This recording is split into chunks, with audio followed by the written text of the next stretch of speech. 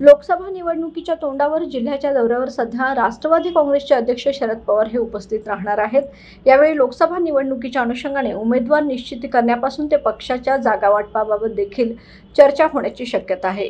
Comrade Govind Pansare यांच्या स्मारकाच्या लोकार्पण सोहळ्यासाठी राष्ट्रवादीचे अध्यक्ष शरद पवार हे आज कोल्हापूर दौऱ्यावर येत आहेत। त्यांच्यासह या कार्यक्रमाला खासदार डी राजा, भालचंद्र कांगो, काँग्रेस नेते आमदार बाळासाहेब थोरात उपस्थित राहणार आहेत। काँग्रेसचे जिल्हाध्यक्ष आमदार सतेज पाटील यांच्या पुढाकारातून हा कार्यक्रम होत आहे। कोल्हापूर लोकसभा मतदारसंघातून महाविकास आघाडीतर्फे शाहू महाराज यांचे नाव सध्या सर्वाधिक चर्चेत आहे। मात्र शाहू महाराजांनी याबाबत अद्याप कोणतीही भूमिका जाहीर केली नाही। मात्र या दौऱ्यात शाहू महाराज व शरद पवार हे कॉम्रेड गोविंद पानसरे स्मारक लोकार्पणाच्या कार्यक्रमात एका व्यासपीठावर असतील।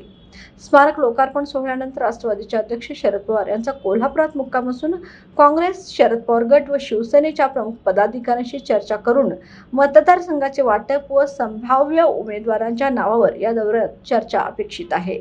तशी तयारी त्यांच्या दौऱ्याच्या पार्श्वभूमीवर सध्या सुरू आहे।